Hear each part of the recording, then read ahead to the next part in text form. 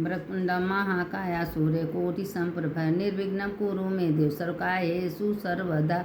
शंकर शंकर हर हर शंकर शंकर शंकर जय जय शंकर। मंगल भवन मंगलहारी उमा जपते त्रिपुरारी।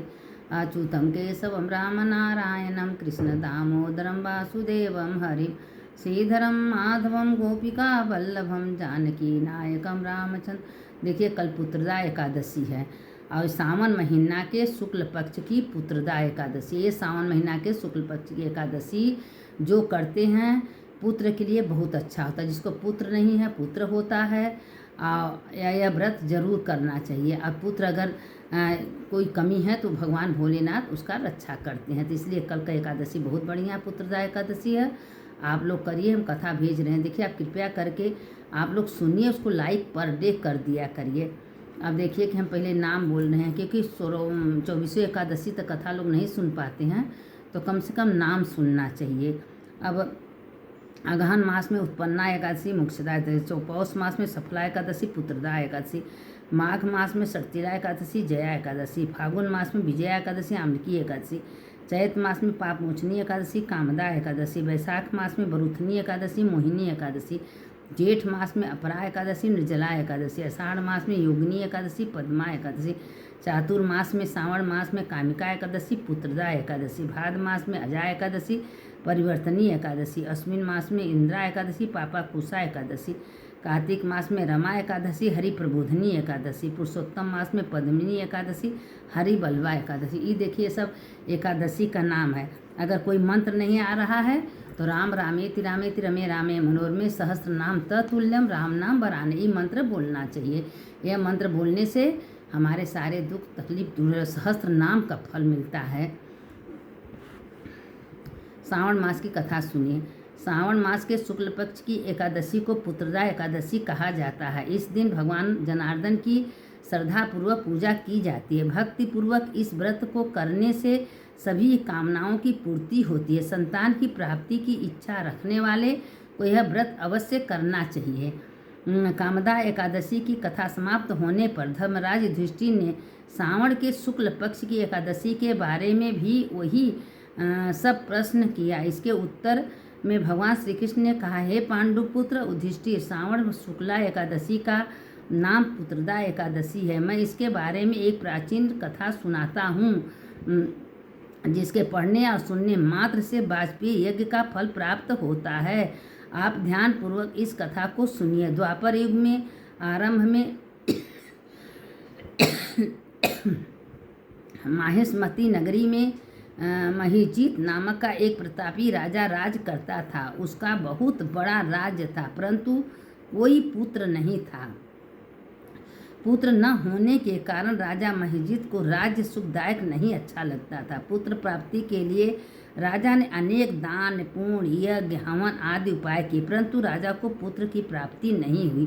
वृद्धावस्था में आती हुई देखकर राजा अपनी प्रजा के प्रतिनिधियों और विद्वान ब्राह्मण को बुलाकर कहने लगा, हे प्रजाजनों, मैंने इस जन्म में तो कोई पाप नहीं किया। मेरे खजाने में अन्याय से उपार्जन किया हुआ धन नहीं है और न ही मैंने कभी, देखिए अब अपना कर्म सोच रहे हैं, न देव मंदिरों में सहगृहों का अथवा ब्राह्मणों का धन छीना है। किसी दूसरे के धरोहर भी मैंने कभी नहीं ली और न ही प्रजा का अन्यायपूर्ण कोई कर लगाया। मैं प्रजा का पुत्र के समान मैं पालन करता हूँ तथा ब्राह्मणों को सन्यासियों को भरपूर दान देता हूँ। यद्यपि न्याय की रक्षा के लिए मैं अपराधियों को दंड देता हूँ परंतु कभी किसी से घृणा नहीं की, सबको समान माना और सज्जनों की सदा पूजा करता रहा। इस प्रकार धर्मयुक्त राजा राज करते हुए भी मेरे पुत्र नहीं है। इस कारण मैं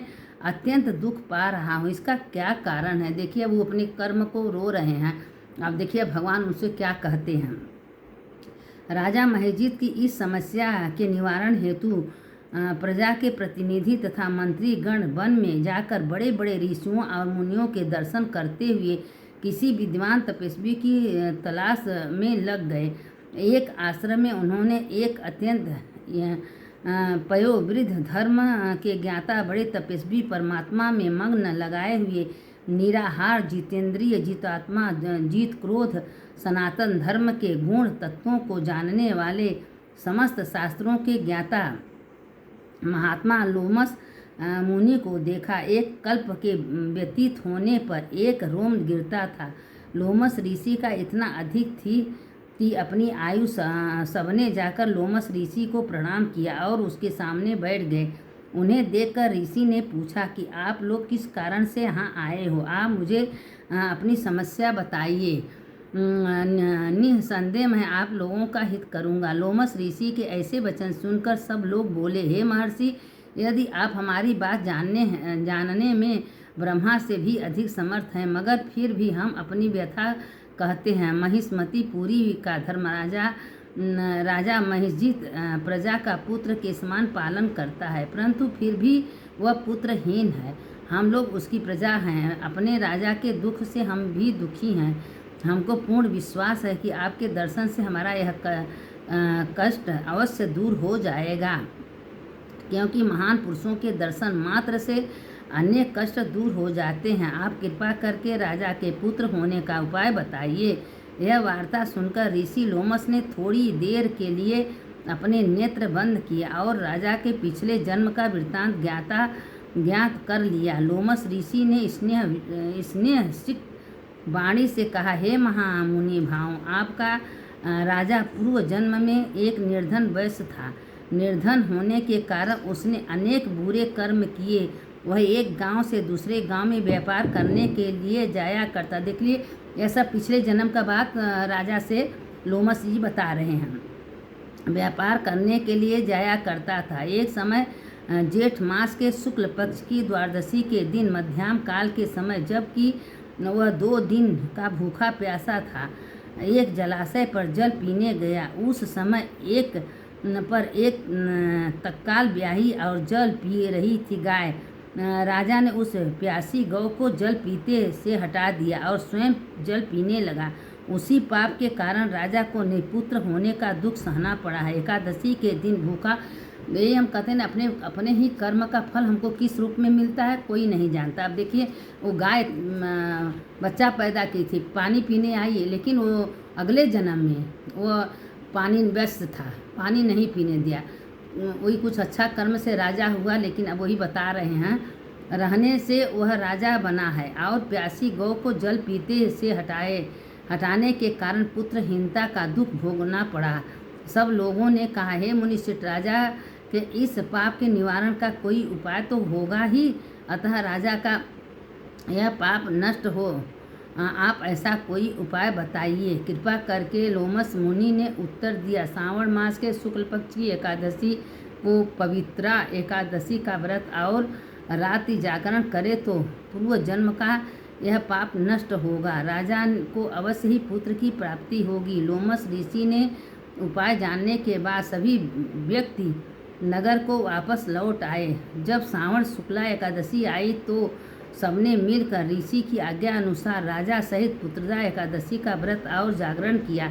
इसके पश्चात द्वादशी के दिन इसने पुण्य का फल राजा को दे दिया। उस पुण्य के प्रभाव से रानी के गर्भ धारण किया और प्रसव काल समाप्त होने पर उसके एक बड़ा तेजस्वी पुत्र उत्पन्न हुआ।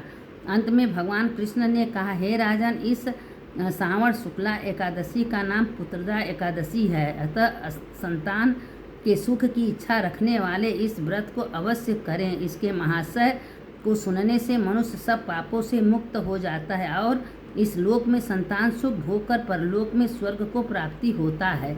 जो इस कथा को सुनाता है उसके समस्त पाप तत्काल नष्ट हो जाते हैं। इसीलिए कथा की इतनी महिमा है कि व्रत से ज़्यादा कथा का महिमा। जो इस कथा को कहता है, सुनता है, उसके समस्त पाप। देखिए, कल 6 से 8 के अंदर गाय के दूध से पारण करना है। अगर गाय का दूध नहीं है तो गंगा जल तुलसी तो है ही है, लेकिन गाय के दूध से थोड़ा सा तुलसी दलना के उसको 8 बजे के अंदर पारण कर लीजिए। क्योंकि जब एकादशी का 17 तारीख को द्वादशी में पारण करना चाहिए। पारण के मुहूर्त में करना है तो उसको पूरा का पूरा फल मिलता है। आई पुत्रदा एकादशी है। अगर आपको पुत्र की कोई भी दिक्कत है तो ये व्रत उठा लीजिए, करिए, ऐसे समस्त पाप नष्ट हो जाए। देखिए, ये मंत्र हमेशा बोलते रहिए, राम रामेति रमे रामे मनोरमे सहस्रनाम तत्तुल्यम राम नाम वरानने। अब एक ठो द्वादशी उपरांत कहानी सुन लीजिए, मतलब जोड़ा है। तो जैसे जैसे गांव में थी दो बहन, दोनों बहन सगी बहन थी। तो एक बहन हमेशा छोटे से एकादशी का व्रत करती थी, और जब द्वादशी था तभी पारण करती थी। और जो बड़ी बहन थी कभी एकादशी का व्रत नहीं। देखिए कोई भी है, बहन हो या देवरानी हो या जेठानी हो या माँ बाप हो, सबको अपने कर्म का फल मिलता है। अगर आप अच्छा कर्म कर रही हैं, बचपन से धर्म कर रही हैं, व्रत कर रही हैं, पूजा कर रही हैं, कथा सत्संग कर रही हैं, तो वह कर्म व्यर्थ होने वाला नहीं है। इसका फल आज न तो कल जरूर मिलेगा। तो इसीलिए अच्छे कर्म करना चाहिए। अब वो दोनों बहन में छोटी बहन बहुत शुरू से पुनर्जन्म का उसका अच्छा संस्कार कर्म था, उसी वजह से वो अपना स्नान दान जब पूजा पाठ करती थी। और जो बड़ी थी वो हमेशा जैसे उसका तारीफ भी होता था कि अच्छे कर्म वालन का ना तारीफ भी तो हर जगह होता है कि वो बहुत अच्छे हैं, वो अच्छे कर्म किए हैं, देखो देखने में अच्छे, सुनने में, मतलब उनका तारीफ भी तो होता है। तो जो बड़ी थी कभी बर्दाश्त न कर सके। अब उसके मारने का इतना कोशिश की, लेकिन उसको मार न सके। हमेशा 24 घंटा एकादशी माता आके उसको हमेशा हर समय बचा लेती थी। एक दिन क्या हुआ कि वो सोची कि कैसे मरेगी, अपने जन बहुत कोशिश की, लेकिन मारने जब बचाने वाला भगवान तो मार कौन सकता है। लेकिन वो बैठ के भगवान का मंत्र जप रही थी, ओम नमो भगवते वासुदेवाय राम रामेति रामेति रमे रामे मनोरमे सहस्रनाम तत्तुल्यम राम नाम वरान, यह मंत्र बोल रही थी। उसके बाद भगवान शंकर को, विष्णु भगवान को, ब्रह्मा को, सबको लेके उनका आराधना कर रही थी कि हे भगवान मेरे रक्षक आप हो। और हमेशा मंत्र बोलती थी और हमेशा कहती थी कि सदा जब जैसे कोई मंत्र आता था तो उसको जब बोलना होता तो सदा भवानी दाहिने गौरी पुत्र गणेश, 5 देव रक्षा करें ब्रह्मा विष्णु महेश, मंत्र हमेशा बोलती थी। अब पंच देवता आके उसका तुरंत तत्काल रक्षा करने के लिए तैयार, तो उसको कोई कुछ कर नहीं सकता। तो 5 देवता आके घेर लेते थे। तो वो अपना बहुत कोशिश की, अंदर सोची कि मरेगी कैसे, लेकिन कहना हाँ, अब वो सोची कि बहन आखिर तुम्हारा क्या कारण है, हम तुमको इतना कोशिश किया, कुआं में ढकेल देते हैं, मारने की कोशिश करते हैं, लेकिन हम तुमको कहें बहन, हम जिंदगी भर शुरू से बचपन से लेके बुढ़ौती तक जब ले हमारा उम्र है तब ले हम एकादशी का व्रत करते हैं, द्वादशी के समय से पारण करते हैं, और दशमी को एक टाइम भोजन करते हैं, हम अपना नियम से रहते हैं। तो भगवान मेरा साथ नहीं देंगे, पंचदेवता मेरा रक्षा करते हैं। तो हमेशा ही कहते थे पंचदेव मेरा रक्षा करें, पंचदेव मेरा अच्छा करें। अब भगवान सब कहते थे भाई इतना व्रत पूजा करते इसका रक्षा तो करने को है। अब एक दिन करते करते अपने देखिए बुरे फल का कैसे नतीजा होता। अब बड़ी बहन का क्या हुआ कि जो हाथ से मारना चाहती थी उसको, भाई धर्म कोई कर रहा है, हम मारने का कोशिश करेंगे तो उसके पाप का भागी तो हम ही बनेंगे ना। अब उसमें क्या हुआ कि एक दिन मारने की कोशिश कर रही थी और उसी समय उसके हाथ कांपने लगा, हाथ काम ही नहीं कर रहा था। अब लगी चिल्लाने, मेरे हाथ में क्या हो गया, मेरे हाथ में क्या हो गया। और उसका हाथ ठीक है नहीं, अब लगी रोने। तो लगी भगवान से प्रार्थना करें कि हम पता ना कौन पास, तो अपने मन में सोचने लगी कि हम तो इतना पाप किए, अपनी छोटी बहन का हमेशा अनहित करने के लिए उसका तारीफ तो हम बर्दाश्त नहीं करते, उसी का पाप का फल। देखिए जब समय पर दुख आता है तो अपने बुरे कर्म का याद आता है, तो अपना बुरा कर्म याद करने लगी। तो अब छोटी बहन तो दयालु थी, भाई धर्म पर थी तो उसको दया तो अंदर था। अब लगी भगवान से पंचदेवता से प्रार्थना करे कि हे गौरी गणेश, हे ब्रह्मा विष्णु महेश, मेरे बहन का रक्षा करिए, मेरे बहन का रक्षा करिए। अब वही हमेशा वही मंत्र बोलती थी, सदा भवानी दाहिने गौरी पुत्र गणेश, पंच देवता रक्षा करें, ब्रह्मा विष्णु हमेशा बोलती थी। अब पंच देवताएं कहें क्या हुआ, कहें तुम्हारे धर्म से हम लोग प्रकट हुए हैं, बोलो क्या करना है। कहें हम यही का चाहते हैं मेरे बहन का हाथ हो। कहें नहीं, तुम्हारे बहन बहुत पाप की है, तुमको शुरू से मारने की कोशिश की थी, उसका हाथ नहीं ठीक हुआ। कहें नहीं है, जो हम आज तक व्रत किए हैं और व्रत का पूर्ण आपसे दे रहे हैं कि मेरे बहन का हाथ ठीक। जब उसका हाथ ठीक हुआ तो उसकी बहन सुधर गई। कहे बहन हम तुम्हारे लिए इतना बुरा किए, तुम्हारी इतना भला चाहती हो, जब उसका हाथ ठीक हुआ तो वो भी धर्म में लग गई। तो देखिए जब आदमी के ऊपर जब दुख पड़ता है ना तब उसको भगवान याद आते हैं, तो अपने धर्म में लग के वो भी भगवान का एकादशी व्रत करने लगी, पूजा पाठ करने लगी, उसकी भी बुद्धि सुधर गई। तो इसीलिए कहते हैं कि हमेशा देखिए द्वादशी में ही पारण का महत्व होता है, द्वादशी में ही पारण करना चाहिए। यह नहीं कि हम दोपहर को करें, संध्या, कोई नियम नहीं। जब द्वादशी युक्त हो, जब तिथि हो तभी पारण करना चाहिए। उसकी सुधर, जैसे उसकी बहन की बुद्धि सुधरी वैसे भगवान सबका सुधारें। हमेशा अच्छे कर्म का फल अच्छा होता है, बुरे कर्म का बुरा फल होता है। इसलिए बार बार हम कहते हैं अच्छे कर्म करिए। दिन भर 24 घंटा उठते बढ़ते राम रामेति रामेति रमे रामे मनोरमे सहस्रनाम तत्तुल्यम राम नाम वरानी मंत्र बोलते रहिए। अच्युतम केशवम राम नारायणम कृष्ण दामोदरम वासुदेवम हरिम श्रीधरम माधवम गोपिका वल्लभम जानकी नायकम रामचंद्रम। जो इस कथे का सुनेगा उसका भी कल्याण होगा, जो सुनाएगा उसका नहीं। देखिए आप लोग से ही मेरा है कि आप लोग लाइक करिए, लाइक खूब करिए, नहीं तो कथा हम आप लोग को नहीं भेज पाएंगे। क्योंकि लोग कहते हैं, यूट्यूब वाला भी कहता है आपका सब्सक्राइब इतना है, लाइक नहीं होता है, व्यू नहीं होता है, तो बताइए कि वहाँ से पूरा सब एक एक चीज़ जाता है। तो जैसे आप लोग को इच्छा हो, जो भगवान का मर्जी हो, भोलेनाथ वही करने कराने वाले, हम लोग तो कुछ नहीं जानते।